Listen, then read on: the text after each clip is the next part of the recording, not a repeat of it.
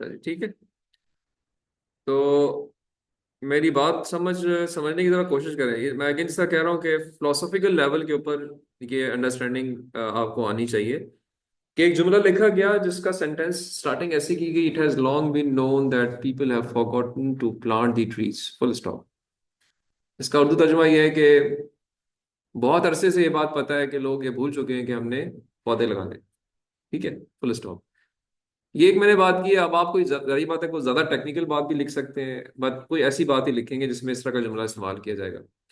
अब असूलन मैंने जब ये लिखना था ना, तो मुझे ये, जब मैं, अगर मैं एक रिसर्चर हूँ और मैं एक थीसिस लिख रहा हूँ या मैं एक रिसर्च पेपर लिख रहा हूँ, तो मुझे इसको ऐसे नहीं लिखना चाहिए था। मुझे ये लिखना चाहिए था कि जी, references 1 2 3, the facts obtained from these references and survey conducted through them indicate that people have forgotten to plant the trees.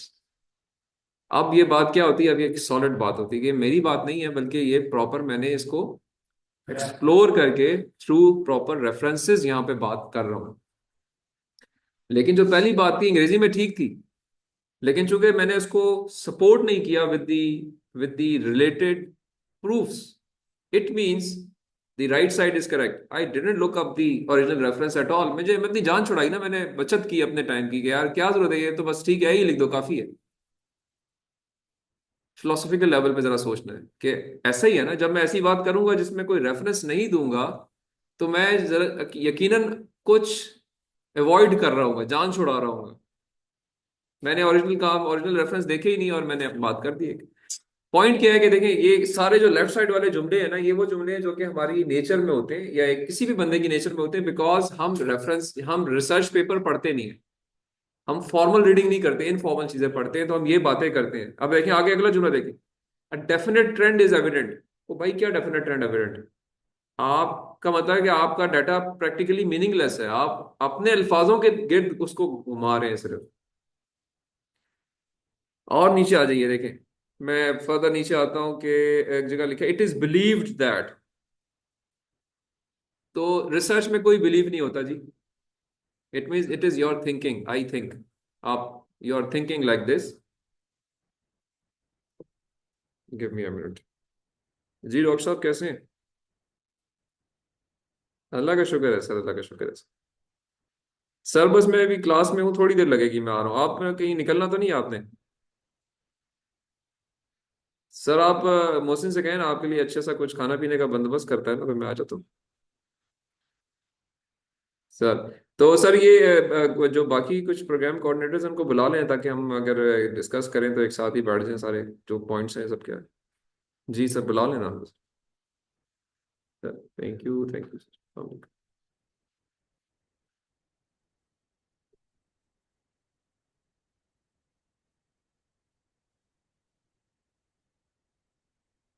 अच्छा जी, सॉरी। सो देखिए, again in my experience there is no nothing as your experience, it's not required to be written in my experience. इसका मतलब गोरा यही लेगा कि एक दफा ही आपने देखा है और आप उसको अपना एक्सपीरियंस डिक्लेयर कर दिया है। ठीक है। So in case after case, may be twice you have done it. ठीक है, see over there. So point क्या है कि जब हम लिखें ना, तो हमने जो बातें की हैं वो जरा उनमें ये भी ध्यान में रखें कि लिखते हुए ऐसे लफ्जों का इस्तेमाल करना है कि जो रिसर्चर कम्युनिटी के पर्सपेक्टिव से हो, फिक्शनल कम्युनिटी के पर्सपेक्टिव से ना हो। हमेशा रेफरेंसेस के साथ, फैक्ट्स के साथ, फिगर्स के साथ बात की जाए, तो then things would be better taken by the reviewers and by the researchers. Otherwise जो है वो मोटी मोटी बातें नहीं करनी होती हैं, बड़ी शिस्त नहीं रखनी होती है, एग्जैक्ट फोकस्ड अप्रोच पे काम करना होता है। ये उस हवाले से एक स्लाइड मैंने डाली हुई है। बहरहाल मैं अब आता हूँ प्रॉब्लम्स के ऊपर, जो मिस्टेक्स हमने अवॉइड करनी होती है। Okay, we always write in the passive voice, remember, never write in first और second person whenever you make sentences, do it in a passive voice. पहली मिस्टेक जो हम करते हैं, आई वी यू का इस्तेमाल नहीं करना होता। ठीक है। तो हमेशा आप पैसिव वॉइस में बात करें। यहाँ कुछ एग्जांपल्स दी हुई हैं। लाइक एक जुमला है, today we use encryption too. This is wrong, we should write today internet users use encryption too. This is the right way. By working with users you can gather. Wrong, it should be by working with users website developers can gather, क्योंकि उनके बारे में बात हो रही है। तो अंग्रेजी लिखते हुए passive voice, active voice, passive voice का फर्क पता है ना आप लोगों को? पता है ना? आई वी यू का इस्तेमाल नहीं करना, थर्ड पर्सन में बात करनी है सेंटेंसेस बनाते हुए। इंपॉर्टेंट है ये। तो ये एक मिस्टेक है जो हम करते हैं, इसको अवॉइड करना होता है। ओके। फिर अननेसेसरी पर्सनल इंफॉर्मेशन राइटिंग में नहीं डाली जाती। आपने आप 4 दिन पैदल चलते रहे, आपने पूरे पाकिस्तान का विजिट किया, आपने 400 लाइब्रेरीज देखी, आपने 600 आर्टिकल्स पढ़े, ये उधर लिखने की जरूरत नहीं है। Unnecessary information should not be there. Okay. अगर डालते हैं तो ये कॉमन मिस्टेक है। अगेन ग्रामरली इसको कुछ नहीं कहेगा, चैट जीपीटी इसको कुछ नहीं कहेगा, उधर देख देगा जवाब, कहेंगे जी ठीक है, बट ये कि वो पढ़ने वाले के लिए ठीक नहीं है, क्योंकि रिक्वायर्ड नहीं है। फिर अगेन आप एक और कॉमन मिस्टेक करते हैं कि whenever a number is under 10 we must spell it. Number should not be like 3 को THREE लिखा जाना चाहिए।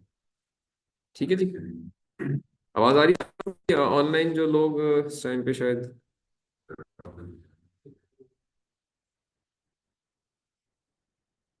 ये बंद हो गया है? अच्छा अच्छा अच्छा अच्छा, फिर that is the reason.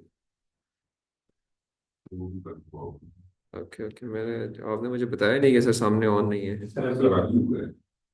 Light चली गई है क्या? जब आप भी कह रहे थे ना उस वक्त लाइट चली गई। लाइट जनरेटर बंद हो गया। ओके ओके, चले, अगर ये जनरेटर बंद हो गया तो हम फिर इसको यहीं पे ऑन कर लेते हैं। नो इश्यूज, रिकॉर्डिंग तो इधर भी हो सकती है, और वैसे हम बात कर लेते हैं। ठीक है जी, चेक माई ऑडियो। जी, इसको हम यहाँ से डिस्कंटिन्यू कर लेते हैं। तो भैया जी, ये check my device, check my audio device. आवाज तो आ रही है, लेकिन इधर भी बहुत बार बार आ रही है। चलिए चले, आई थिंक ये शुड वर्क, और रिकॉर्डिंग भी हो रही होगी। लैपटॉप पे तो होनी चाहिए, वॉइस भी हो लैपटॉप नहीं चाहिए, वो तो रही है बट। हाँ चले, ऐसे करते हैं, we just call it the day, आज इतना ही रखते हैं हम। ठीक है, मेरे ख्याल में हमने इसको हम यहीं से कंटिन्यू करेंगे नेक्स्ट क्लास में।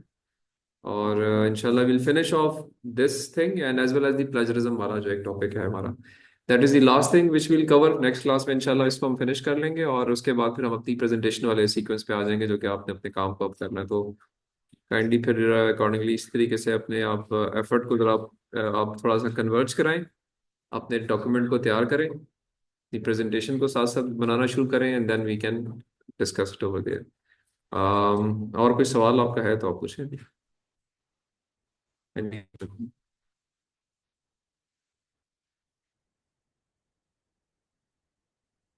मैं, ये इंटरनेट शायद चल भी नहीं रहा, इसलिए ये इंटरनेट भी बंद हो गया। दैट इज द रीजन कि ये कर रहा। But okay, no fine.